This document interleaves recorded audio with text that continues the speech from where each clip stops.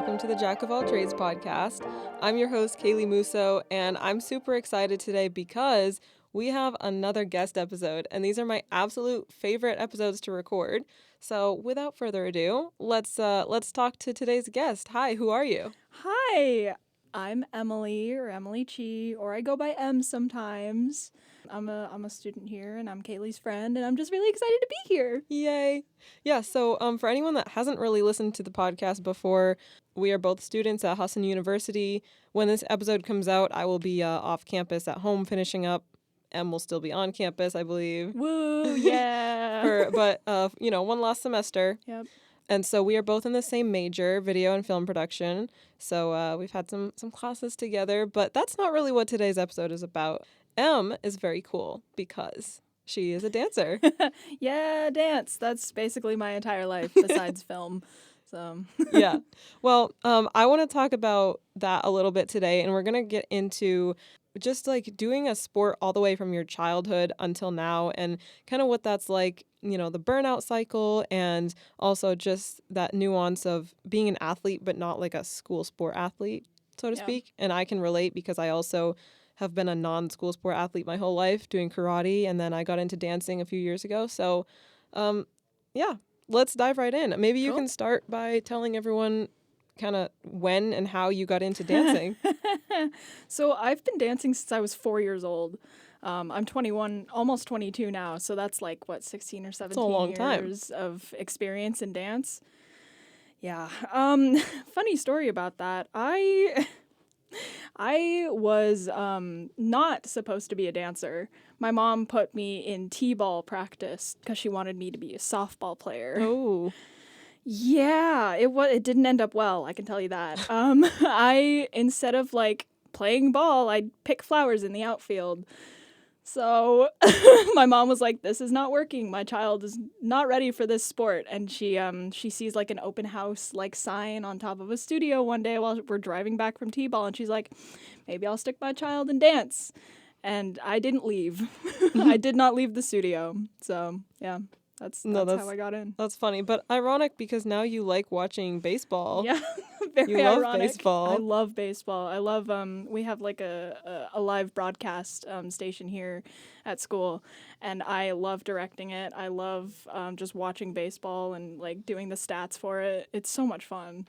I don't like playing it, but It was my least favorite sport to broadcast, but you were having all the fun, and that's what matters. Yeah. But anyway, so you got into dance when you were 4, you said, right? Yep. What did you start with, like a specific style or multiple? When you're that small, yes. Ballet and tap usually. You don't get into the other styles until you're older. So I started with little itty bitty ballet, little itty bitty tap. Cute. And then worked my way up to jazz and hip hop, and then like eventually contemporary, lyrical, all the competition styles that like dancers on Dance Mom do. So you got into the competition scene then? I did when I was 9 years old. Did my very first tap duet with my twin sister. We did it to like Anything You Can Do, I think. Yeah, we were in like little cute tutus and big bows in our hair, and it was really cute. But yeah, I did start competing at 9 years old. Can you explain to everyone that might not have any idea what goes into a dance competition? Like, what does that look like?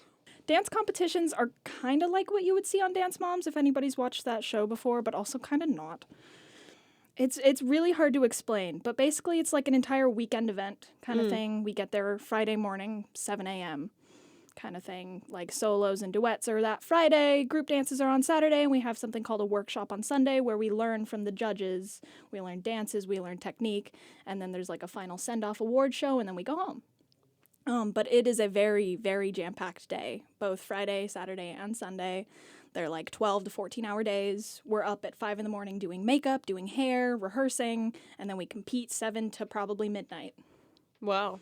Yeah, it's a lot. It's really tiring, and especially doing that from age 9 to 18, yeah, it's a lot. How often were you doing competitions? Depending on the year, 3-4 months out of the year, it would be like a competition late February, and then the next weekend in March, it starts all over again, and then goes all the way until April or May. Like, we'd be doing a competition or two every month.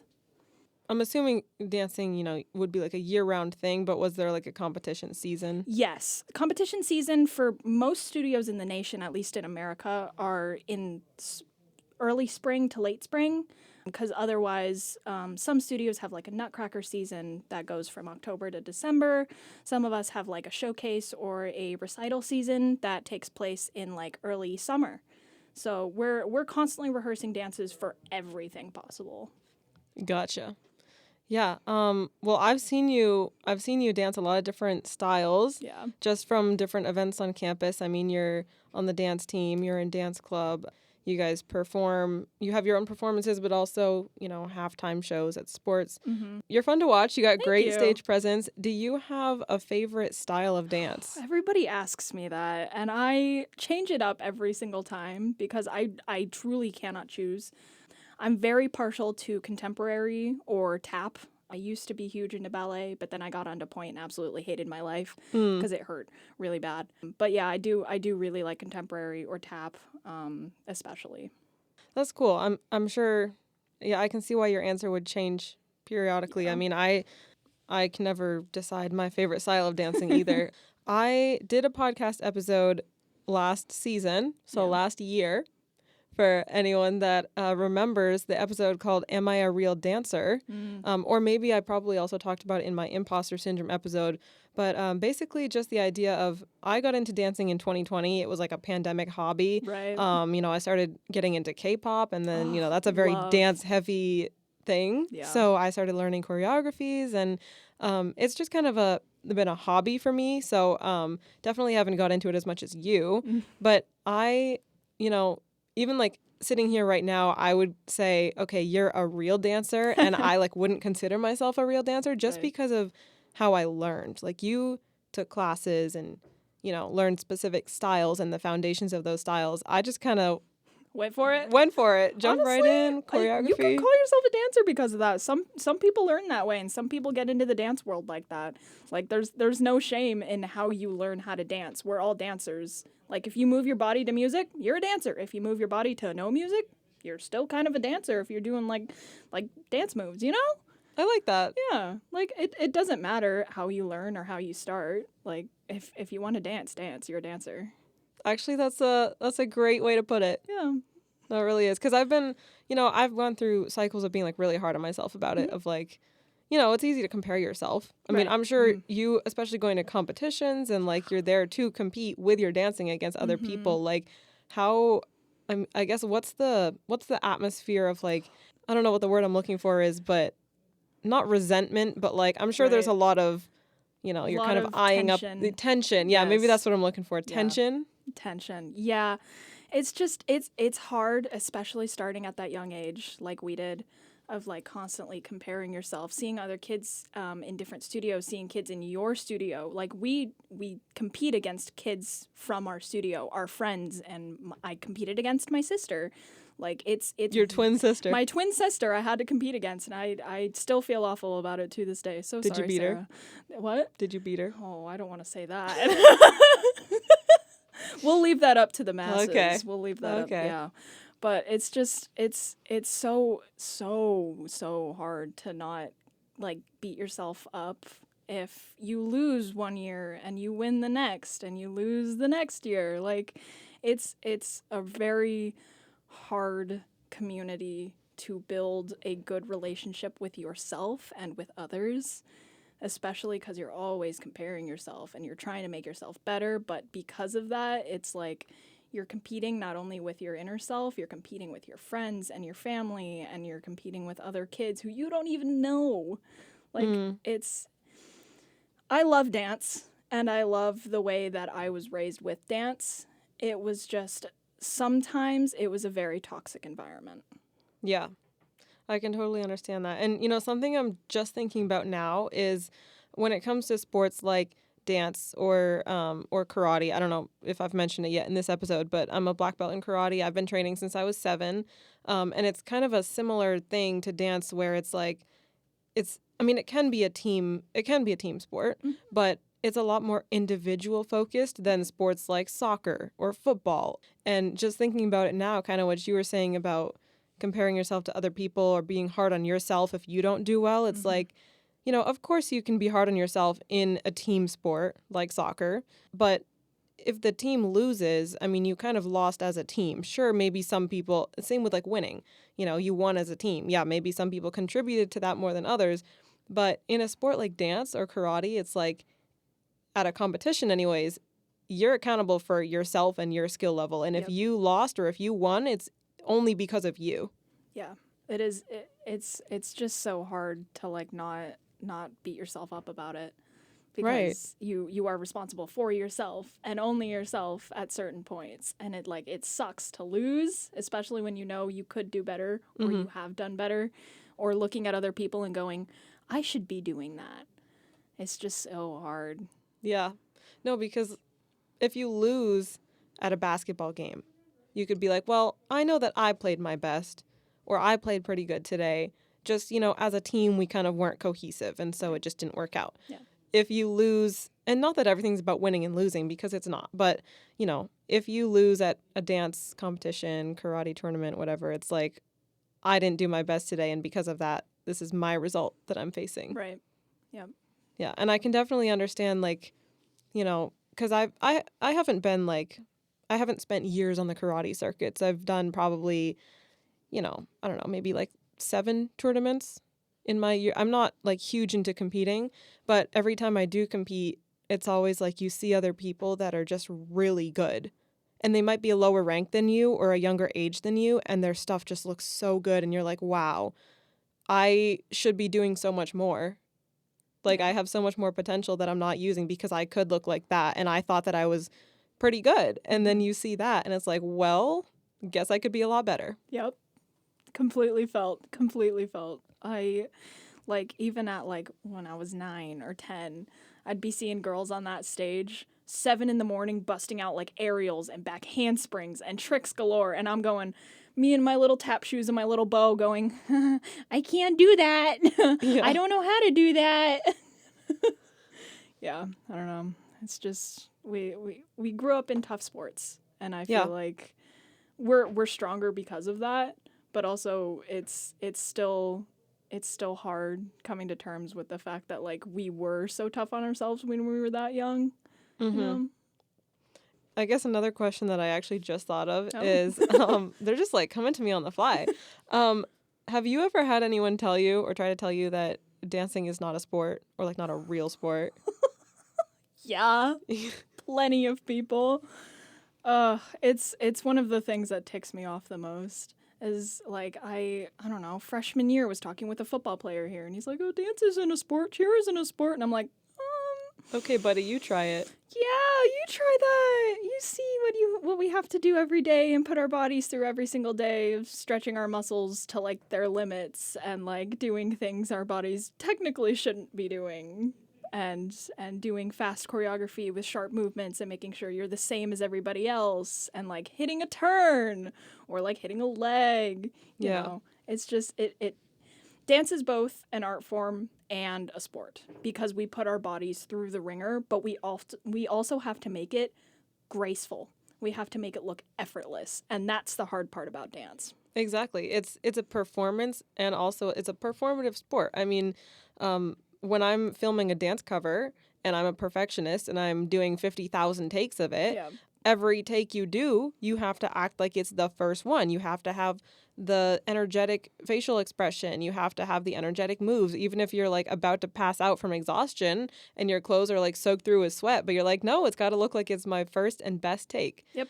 And honestly, I don't know if people realize like how athletic you actually have to be, a really good dancer, because let's just say you're dancing to one song, even just one song. So we'll say it's like 3.5 minutes of going full out in a routine. The cardio that you have to be at a good cardio level for that, and just the coordination it takes. You're memorizing moves, you're executing them. And again, it's a lot of cardio, and it takes it's like explosive energy consistently. It's not like, you're just doing a couple explosive moves and then you have some downtime and then a few more explosive. No, it's like the entire time. And if you're doing songs back to back to back, that's really intense. And people don't realize that. It is a sport. Yep. It's very harsh on the body at like certain points of like you have to hit a certain line, you have to hit a certain angle, you have to like use your core and use your abs to hold this like weird pose that we're doing kind of thing. And it's like your muscles are straining and like your brain is like, I'm tired, I want to go to bed, but your dance teacher says one more time and we have to keep going. So it is a sport. That like at the end of the day it is a sport. And even if you're dancing but you're not like competing with it, it's still a sport. You're still an athlete. Yep.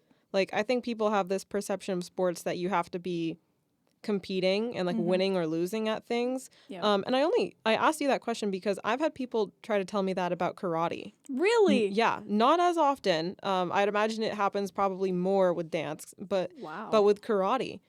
Like I remember in high school this guy that I was talking with that was like in my advisory group or something, and he was trying to tell me that karate wasn't a sport, and all his reasons were, it's not like you're not playing on a team, and you're Right. not like you don't have games, and you're not like, but none of that. That's not necessarily what defines a sport. And for you to sit here and tell me that like I'm not an athlete, That's insane. it is insane. What? Like I expect it from like one of the quote unquote girly sports. Karate? Really? Yeah. Dude, that's like such a that is a sport. Like I don't Right. know how else to define that. It's a sport. And not only a sport, like it can be a lifestyle. Yeah. It's how you carry your body. It's self-defense in real life situations. It's people do it for different reasons. Some people do it for purely the self-defense of it all. Some people do it purely to keep in shape. Some people do it because they want to hit the competition circuit and become a champion and, travel around doing that. I kind of feel like for me it's a mixture of all of that, but yeah, it's definitely a sport. Yeah. So, That's so odd. That's really Yeah. odd. it also has been interesting because we've had some people that, have done dance and karate. And like, I feel like you can tell Yeah. just in the way that people carry themselves. I'm sure you could. And so now it's just interesting for me getting into dancing now, the way that they kind of cross, like, they kind of help each other out in certain ways. Yeah. It definitely teaches you how to define your own body and your own movements.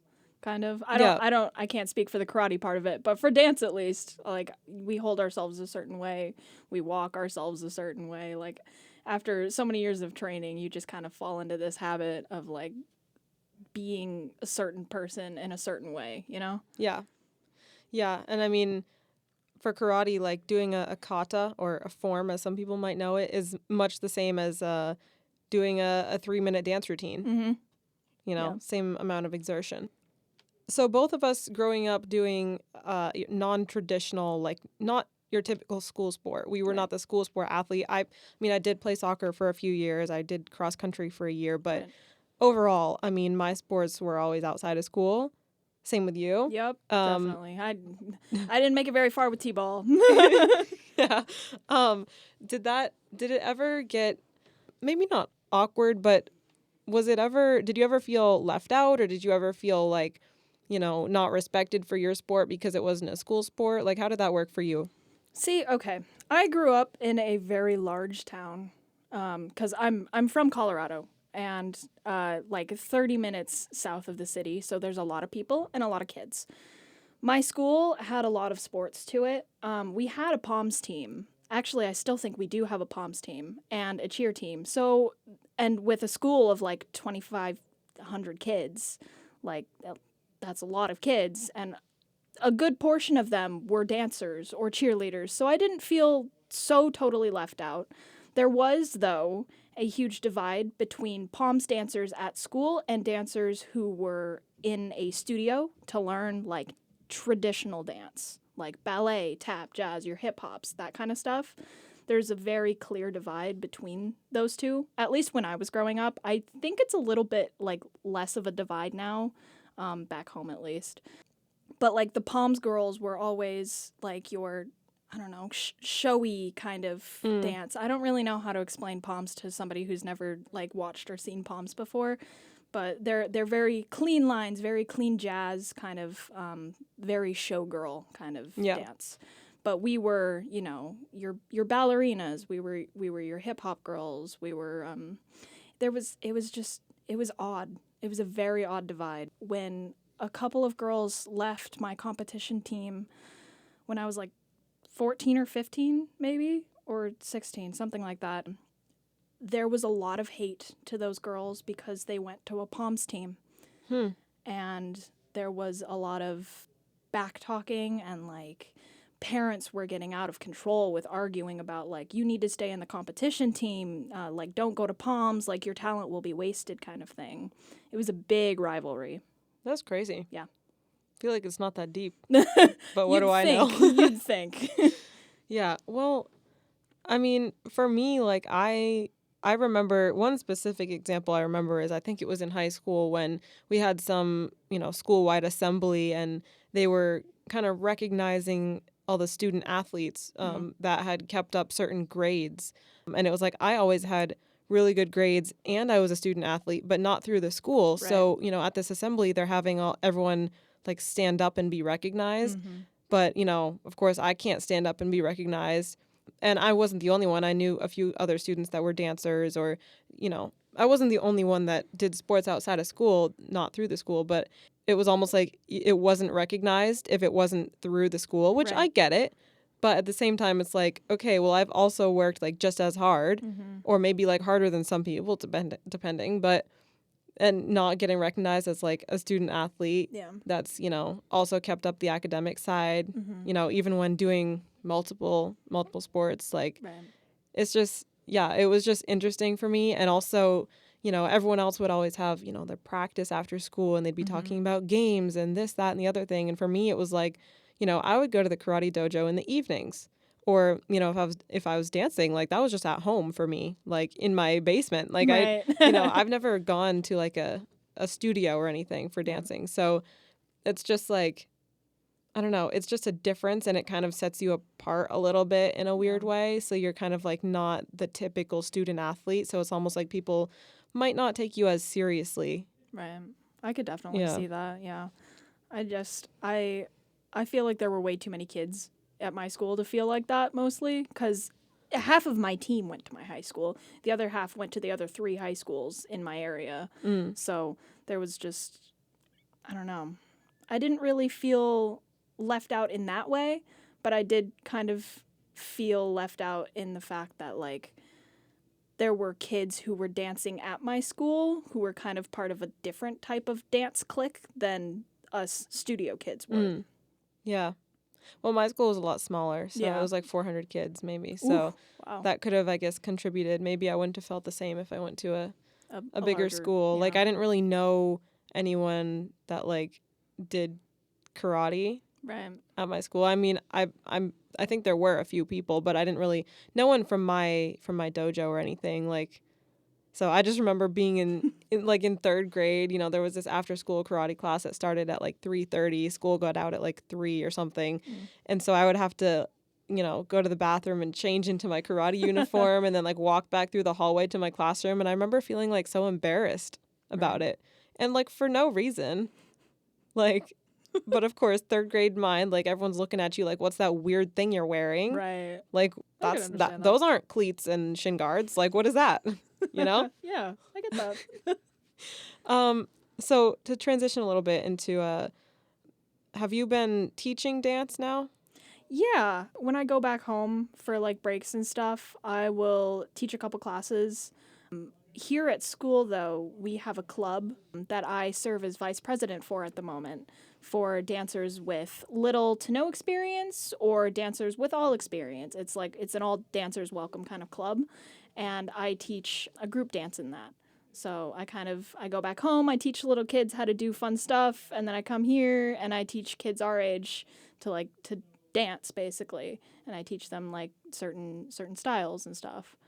So We almost could have been, well, you almost could have been my dance teacher, because I did originally intend to join dance club when I Yeah. first transferred here. Just the scheduling didn't work out. yeah, it's really unfortunate because I feel like you would have been really good with the hip I hop. know.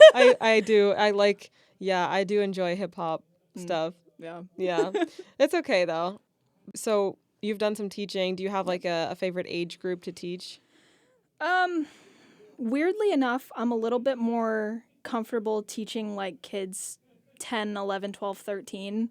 I am horrible at teaching the little itty bitties. My sister absolutely loves them. She teaches like elementary kids at her job in Nebraska right now.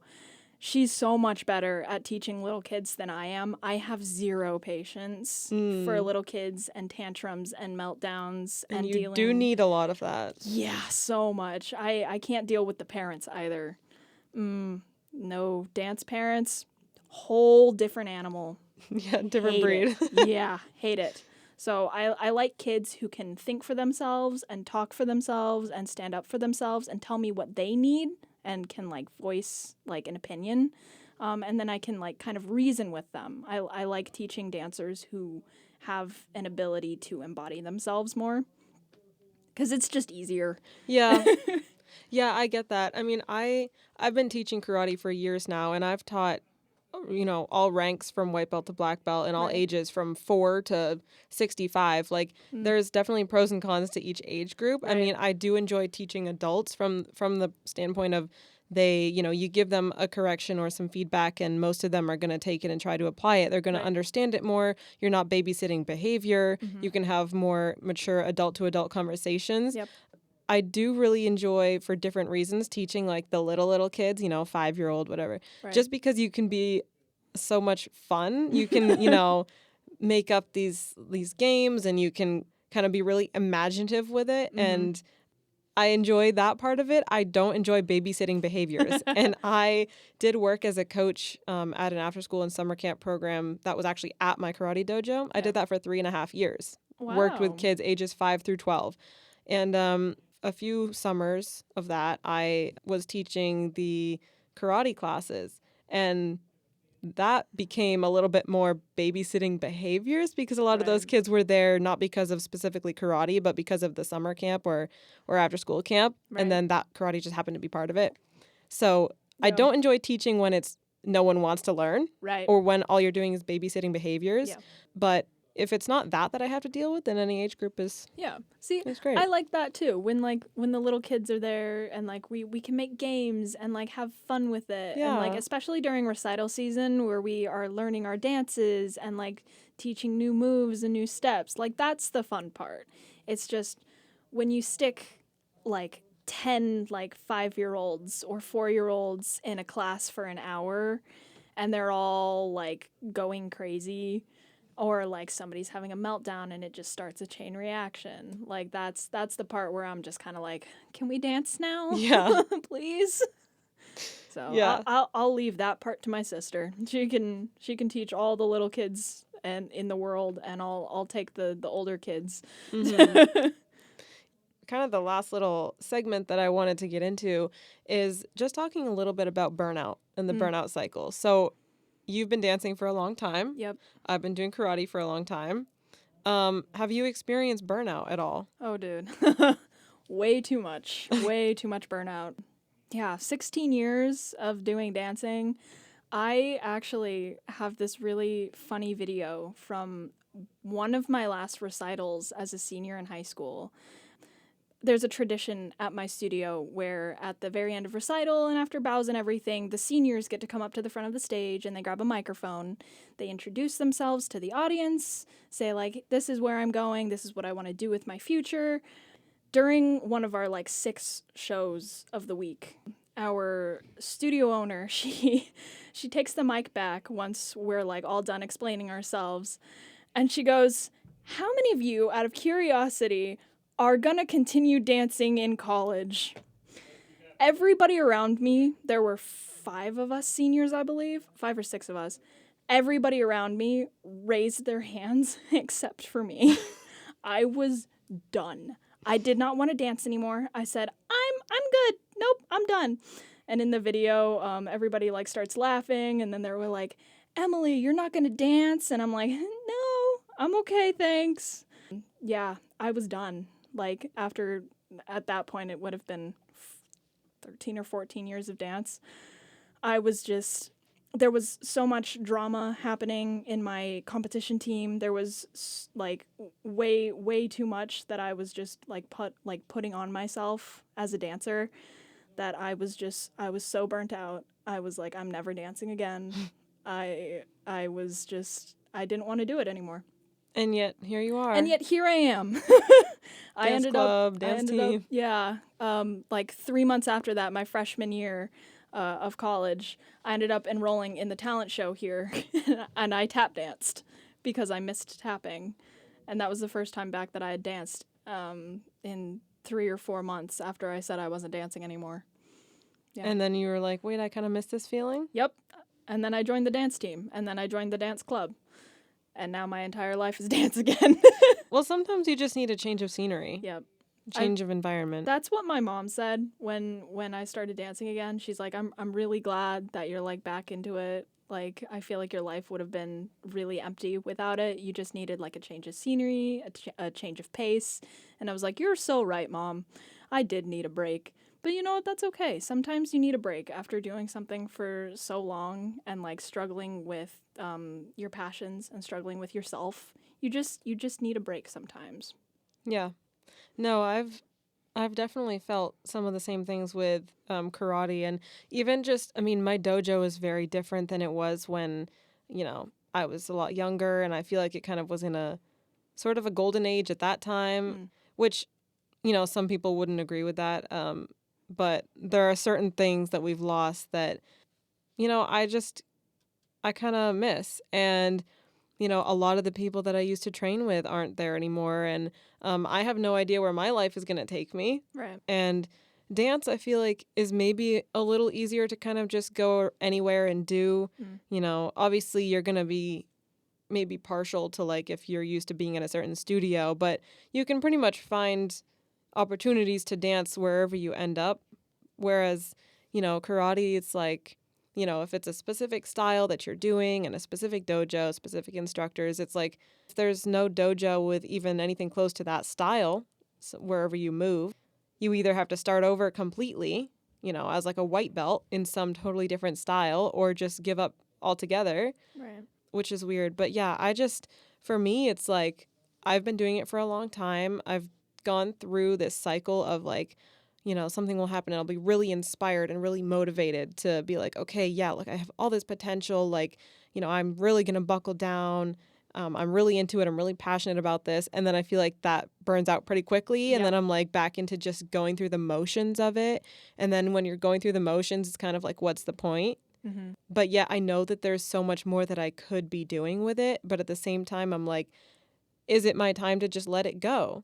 There'll be times when I'm like, I can't imagine my life without karate in it. And, there's still so much more I could learn and develop. But then there's also parts of me that's like, I'm so ready to just not think about it anymore. And me being at college, I haven't really been able to train much because, as our major causes us to be very busy. Yep. I'm a very busy person. Yeah. And so while I've been here, I haven't really been training. And then, I go back home and do a class or two or whatnot. And then I come back and don't touch karate for months. And it's like, part of me is kind of okay with that. Yeah. In that, But some part of you misses it. yeah, I mean, part of me is okay with it. But then part of me is like, no, wait, I need to be like buckling down and dedicating myself to this. And just because I've been doing it for so long that like, actually the act of making that clean break and being like, I'm done with this. Right. I'm like, what if I change my mind? Yeah. That's fair. Like it's been a part of you, You can't quite get rid of it. As much as I think some of us would love to forget parts of our sport, I feel like we just can't let it go, It's part of us. It's part of our hearts. Yeah. I mean, there's just so much of it that's like helped me in so many ways and been very beneficial in my life and given me a lot of skills that can carry over into other areas of my life. But I just feel like I'm kind of at a plateau. Right. And that I could take it to the next level or I could just let it go. And I guess maybe right now I'm kind of just waiting to see where my life takes me because I feel like I'm not going to be around in the area for that much longer. I have no idea. Right. But part of me is like, what's the point? But also I've worked too hard to just walk away from this. Yeah. So it's weird. It's definitely been like a burnout cycle for me. Yeah, I kind of feel that. But like, if you take a break and you figure out where your life is going, you always have the option to like find a place to teach. That's what I'm doing. Like, I go back home, do some teaching, come back here, do some more teaching, you know? You always Mhm. have that fallback kind of like, you're still one foot in the door of like your sport and what you love to do. But like, Yeah. I mean, the hard thing is like especially with karate, it's like if you take a break and come back, you have a lot of relearning to do if you've forgotten because there's specific katas and specific things that you're expected to know. And if you've forgotten all of those, you might still have the physical skill, but you got to relearn all those things before you can like teach them. And right. you might, if you're a black belt and then you leave and then you come back, I mean, it's kind of a toss up, I guess, of like whether you start completely over, depending on how long it's been, or whether you just step back into that rank, but you have a lot of stuff to make up for. Right. And but I love teaching it, just especially from the standpoint of being a role model to younger students, especially females. Like I feel like it's important for younger females to have someone to look up to that's like doing what they could be doing. And I feel like as a teacher of anything, you can change somebody's life outside of what specifically you're just teaching, Yeah. just by being a good role model for them and someone that's there kind of helping them through life. Yeah. And that's something that I really enjoy. So, I get really motivated about that. And I'm like, yes, let me go all in with this. But then I'm like, oh, but I just don't feel like it. Like, I wish I had the motivation, but I don't. Yeah. I feel that a lot. Like, I I feel that a lot. wish I could be someone that like buckles down and trains really hard every day and just like pushes, but I just don't have it in me. Right. Like, Life goes on, unfortunately, and we're very busy. yeah. I mean, this podcast is called the Jack of All Trades podcast for a reason. I have I'm spreading myself so thin. I have so many other passions that if I could just focus on one thing and get really good at it, part of me is like, yeah, that'd be great. But also I think that'd be too boring for me. I don't think I could do that. Yep. Well, way too many things. Yeah. Way too much stuff. A little bit of burnout tossed up in there, Yeah. I mean, even within dance styles for me, I can't like choose. Yeah. I got to do a little bit of everything, and therefore I'm not stellar at any of them because I'm like, It's nice to dip a toe in, see what it's like. I'm going to ask you a question that has become sort of a tradition for me for my guest episodes. The question is, if you could give your younger self any one piece of advice, what would it be? And it could be you last year. It could be 5-year-old you. It doesn't have to be dance related. Right. Could be anything. Oh, that is such a loaded question. It is. I feel like high school Emily could use some advice, especially like early high school Emily. Freshman year, like 8th grade Emily or like freshman year Emily was a little bit of an insecure child, a very insecure child, especially with like the transition from middle school to high school. That was also a very like tumultuous time for like dance as well, because I believe that was the year that I got moved up into a company that was more advanced than the one that I had been in. And I was just freaking out, didn't know what to do. And I had a lot of imposter syndrome. I feel that. Didn't feel like I belonged there. There were like juniors and seniors on that team who I was absolutely terrified of. If you're listening to this, I'm so sorry that I was so afraid of you. But I didn't feel like I belonged in that team because there was only, 6 or 7 of them or something like that. And I was just kind of sitting there in the back of like the corner of the room.